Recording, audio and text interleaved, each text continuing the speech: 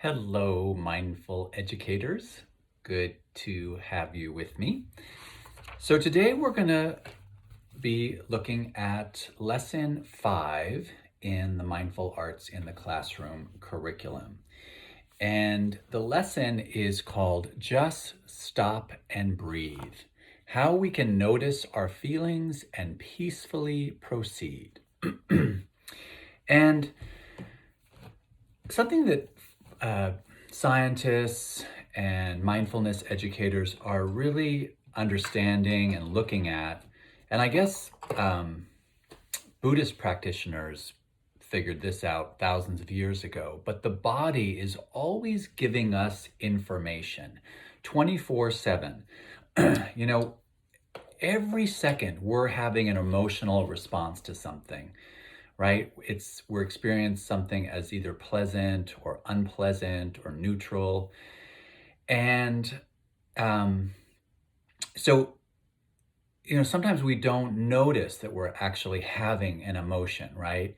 You're sitting on the couch watching TV, you're interested, you're bored, you're curious, right? There's always something going on. But what we notice, when we notice emotions, it's usually when they're heightened, right? Like love or excited or furious or bored, right? It's usually something, usually uncomfortable is when we feel like we don't want to have these feelings. So we want to push them away. The body doesn't want to be uncomfortable because it makes the body feel unsafe and that it's not going to survive this uncomfortability. So this lesson has us look at our bodies, notice where the sensations are showing up in our bodies when we're having an emotional response to something, and then try to peacefully proceed once we've kind of sort of named the emotion, tried to tame the emotion, welcome it as well. Certainly, all emotions are okay. There are no, I believe there are no such things as a negative emotion or a positive emotion. It's just uncomfortable or comfortable, big emotion, small emotion. Um, yeah, those are the two that really come to mind. But like let's say anger, right? Anger in a dark alley when someone's coming towards you is a great emotion. So how can it be a negative emotion? Um, so you really, and it's also shaming, I think, to say that we're having negative emotions, because that also implies that we have something negative about us that needs to be addressed, or shunned, or cast out. Um, and I think when a big emotion shows up, we need to care for it like a child. I like to think of the body as the child, um, or the most primal part of us, and the mind or the brain is at its best are the most loving parent you could imagine, right? So the body gets frustrated like a child, and then the mind, that loving parent, says it's okay. I know you're having a big emotion, but I'm here for you. I'm going to comfort you. I'm going to notice all these sensations, all this information you're trying to give me, whether it's tingling in the neck, heat in the face, clenched fists, tight shoulders, tight belly, tight knees, tight butt, all of that. We can, instead of having our mind shut down when we have a big emotion, flipping our lid, which we'll get into in another chapter, we can notice that the body is giving us information, and instead of shutting down, we're going to keep this prefrontal cortex back online, and attend to the body so that we can be skillful with these big emotions, right? It's okay to be angry at your spouse, but it's not okay to throw something at them or swear at them, right? But we can say, oh, I am so furious right now, um, or disappointed, because often what's underneath anger is sadness, right? When a spouse doesn't listen to you, when someone cuts you off in traffic, you're not necessarily, yes, anger is there to protect you, but really we're afraid for our lives, right? So the real emotion, or the combining emotion, is the fear, the sadness, that your husband or wife or partner isn't able to hear you in the way you want your partner to hear you. Okay, all right, so I've said enough about that concept. Now we're just going to jump in, and I'll read you the quote. And this quote is by Thich Nhat Hanh. And he's a famous Vietnamese monk, if you don't know him. He actually started the publishing house that this book is from, which is called Parallax Press. And they published 3 of my books. So they're a great publishing house if you ever want to flip through their website. All right. He says, a strong emotion is like a storm. Keeping our body and mind safe from the storm is our practice. Practice before the storm begins, or we might forget and get carried away with it. So that's what I'm talking about. We want to notice, we want to practice where emotions show up in our body, so that when they do in the real situation, we can go, aha, this is what I was practicing earlier. This is anger showing up. This is sadness showing up. This is frustration. This is boredom, whatever, you name it. This is joy. This is excitement. This is silliness. This is hyperactivity, whatever you want to call it. And then you can go, I'm going to take a breath so I can check in with my body. And now I'm going to be more skillful with this information that my body's trying to give me. Good. Rather than being hijacked by our own body's primal need to be heard and to be safe and to live. Good. All right. So then, of course, we do a mindful check-in. And I might say to them, hey, mindful learners, good to see all of you. How are you today? Let's do our thumb check-in. How are we feeling? How's our mind feeling? Good. Let's check in with our body. Oh, you have an owie? Maybe I hurt my shoulder, so I might maybe be right here today. I'm actually fine, but let's say I'm down here. And then let's check in with our heart. Do we feel like our hearts are open and ready to face the day?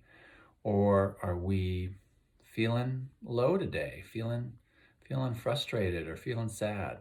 And again, there's no good or bad emotion, and this is just kind of a way to do it. And you can also do it in numbers, like, are you feeling, like 1 or 2 or 3 or 4, whatever you want to do, without making it feel negative or positive. It's just, to me, it's just a good reference point.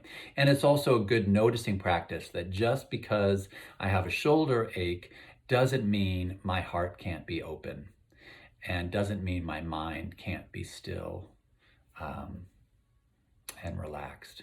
Okay, good.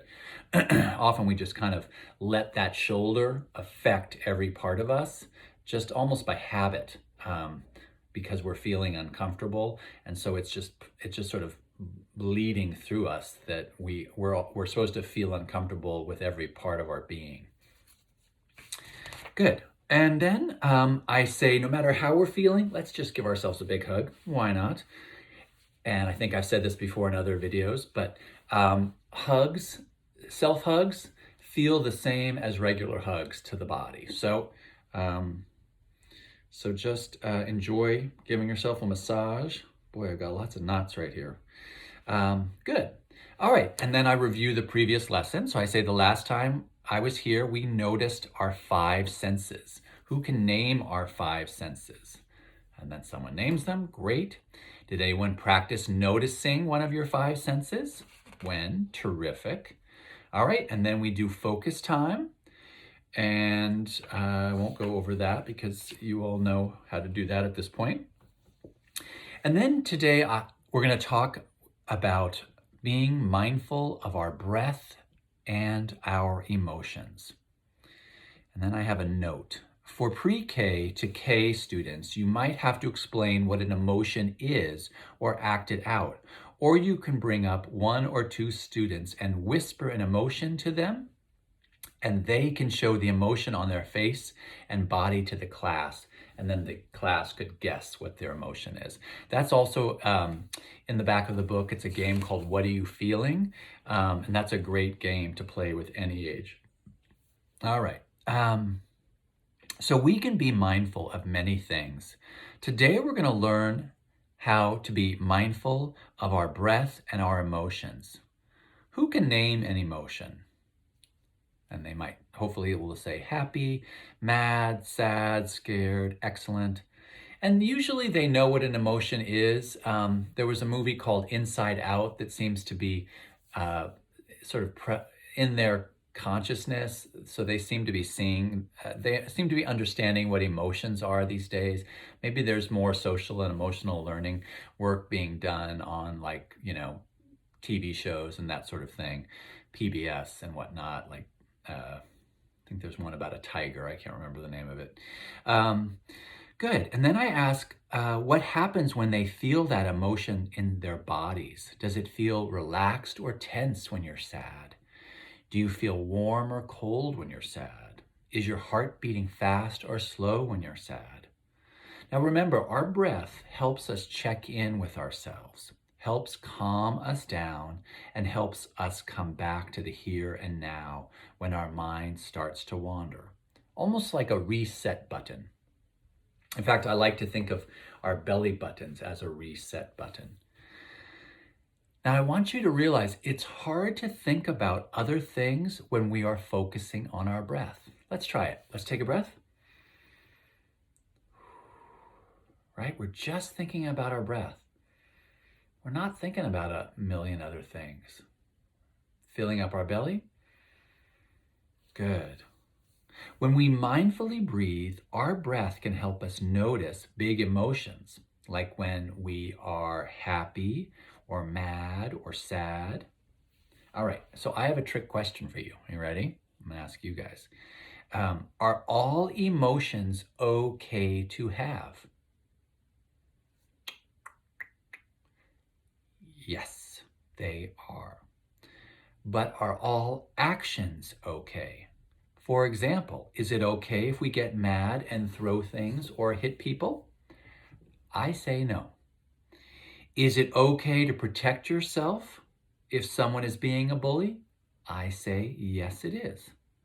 And sometimes we all make mistakes, but we can always work harder to be kinder to ourselves and others in every moment. Practice makes progress. Yeah, going back to that bully question, like, you know, a parent can be a bully, right? So protecting yourself from them is sometimes what needs to be done, unfortunately. Not to bring this lesson down, but just FYI, you know, I don't think being a pacifist under every circumstance is the way to go. You know, there's a lot of injustice in the world, and we do need to fight for it. And let's be as skillful as possible, rather than fueled by anger, fueled by focus and intention and our own internal strength and power. All right, so now I have to read. Now I have a story to read for you about a child with strong emotions. It's called Just Stop and Breathe. How we can notice our feelings, then peacefully proceed. All right. When I wake up, and it says, ask students where they feel each emotion in their bodies as we go along. When I wake up, I can feel so lazy. Can I see lazy faces and bodies? Good. Oh, like this. Oh my gosh. My mind is in the thickest fog. I can act like the laziest dog. When I feel that way, I lose all curiosity and begin to do things very sloppily. To help me focus, I S.T.O.P, which stands for, I'm going to show you, this is in the book. Stop your body, try and breathe, observe your feelings, and peacefully proceed. S.T.O.P and S.T.O.P. Stop your body, try and breathe, observe your feelings, and peacefully proceed. Good. So you're going to have to remember that because I'm going to test you throughout the story. So I do S.T.O.P and then I feel a bit better. Want to try it with me? I stop my body. T, try and breathe. O, observe my feelings. And P, peacefully proceed. Good. Sometimes I get super silly. Can I see silly faces? You can get really fun with that. When I get silly, I forget to listen. I am not aware of what I'm missing.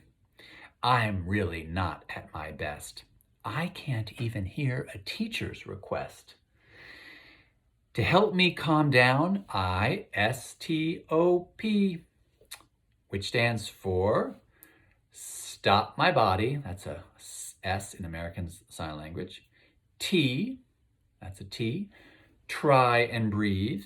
And we chose try and breathe because sometimes it's really hard to take a deep breath when we're losing it. Not just take a breath, but try and breathe. Observe your feelings and peacefully proceed. Sometimes I get scared or shy. Can I see scared or shy faces? When I get that way, I cannot think. My body almost seems to shrink. I feel like I cannot breathe. Sometimes I even want to leave. To help me find more courage, let me see, courageous kids, I S.T.O.P, and I bet you know what I do. I stop my body. T, try to breathe. O, observe my feelings. And P, peacefully proceed. And sometimes I'll point to a kid and I'll say, do you think you know it? I'll help you out if you don't think you know the whole thing. And then we'll see if they do. And then that gets, usually I choose like the kid that's the most with it for the first one, because that kind of gets everyone else like, okay, I can do it. If they can do it, I can do it. And then we go to sometimes I get mad. When I get mad, my face gets tight. My hands clench up like I want to fight. My stomach turns into one big knot. Sometimes I want to punch and yell a lot. But before I do, I S.T.O.P, which stands for stop my body. T, try to breathe. O, observe my feelings. P, peacefully proceed. Good. Sometimes I get sad. When I get sad, my heart aches. I might even get the shakes. Tears may come and fill my eyes, and then I often start to cry. When I notice my sad feeling and I want to feel a bit happier, I S.T.O.P, stop my body, try to breathe, observe my feelings, and then I peacefully proceed. Sometimes I am filled with joy. When I feel that way, my heart is light. I want to hold on to this emotion with all my might. I will grin from ear to ear, and I might let out a happy cheer. To help me enjoy this feeling a little bit more, I stop my body. Try to breathe. Observe my feelings and peacefully proceed. Very good. Sometimes I feel calm. When I feel that way, my mind is at peace and my body seems more at ease. My thoughts and worries seem to fade away, and I'm ready to face whatever comes my way. To help me notice this feeling of calm a little bit more, I stop my body. I try to breathe. I observe my feelings and peacefully proceed. When we take slow, deep breaths, we bring oxygen into our chests. With each breath in through our nose, our mind's focus grows and grows. So if an emotion ever seems too big for you, now you know just what you should do. You're going to stop your body. Try to breathe. Observe your feelings and peacefully proceed. We can make S.T.O.P a great new habit, I confess. Always remember, practice makes progress. Good. So in the story, what did the child do when they felt all those strong emotions that felt too big to handle? What did they do? Started with an S.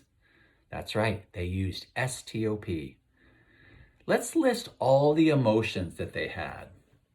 All right? The kids are better at it than I am. I always forget. Happy, sad, angry, silly, bored, lazy, scared, shy. And you can say, do you have any other emotions that you could think of? When did the child feel anger, or where did the child feel anger in their body? In their stomach? In their stomach? In their face? Good. What happened when the child felt sadness in their body? Where did it show up in their body? And you could say, where does it show up in your body? Did they shake? Did tears fill their eyes? What happened when the child felt silly? What did they forget to do when they got silly? What did they forget to do? Do you remember? Give you a little hint. They forgot to listen. That's right. Excellent. So have you ever felt any of those emotions before? Yeah. When? Can you tell me what to do if you are feeling an emotion that feels too big to handle? That's right. Try S.T.O.P. Let's practice it one more time. I'm going to stop my body. I'm going to T. Try to breathe. I'm going to observe my feelings, and I'm going to peacefully proceed. And who do you think you might be able to share this S.T.O.P. idea with in your family? Who could you help? Who could you teach so they learn how to have a new habit? Good. And then what are you feeling is mentioned again here on page 227 is the game, so you can do that. So today we learned about our emotions and where we feel them in our bodies. And so here's your mindful challenge until next time. I want you to practice noticing your emotions. Sometimes when we have those big emotions, we try to push them away. But I just want you to relax into the emotion and just let it be. See if you can remember to take a mindful breath and see if that helps you name and tame or calm down your big emotion that you might be having. You can even remind each other in the class to take a mindful breath throughout the day, especially if someone is having a rough day. Remember, we don't want our emotions to go away. We just don't want them controlling us. Maybe we can practice taking a mindful breath while walking to school. Maybe even when you see a stop sign. Every time you see a stop sign, just take a breath. I do that a lot, actually. Or going to and from recess or lunch or walking through a doorway. Someone gave me that idea once, is every time you see a doorway and you walk through it, just take a breath, because it's usually a time of transition from one experience to the next. So it's a good idea to get ready for this new transition. Or as you're sitting down at your desk, take a breath, or on the playground, or before going to sleep. Where else could you practice? So they'll have some ideas. All right, I'm going to ring the bell for the last time today. And then please find your mindful posture and allow your eyes to close. Put your hand on your belly button, our reset button, and take 3 mindful breaths. Notice how your breath feels going into your body. Can you feel the air entering and leaving your lungs? Does it feel cold going in? Is it warm going out? And I ring the bell, ding. When you can no longer hear any sound at all coming from the bell, just slowly raise your hand to your heart or to the sky. Now, without shifting too much, just gently open your eyes. Great, everyone. Next time I visit, we will try to do focus time just a little bit longer to train our puppy minds. You are all so good at mindfulness, and you will only get better with time. Practice makes progress. So as a gift for your classroom, I'm going to give you this stop poster. And it's right here. And you can either print this out at school, or if you have my email, I can send you a stop poster. It's color. It's a little bit more fancy than this. Or if you are a volunteer with the San Francisco Education Fund, you already have something like this in your folder. All right. Thank you for being such a kind and focused class. And I will see you next time. Thanks so much. Bye-bye.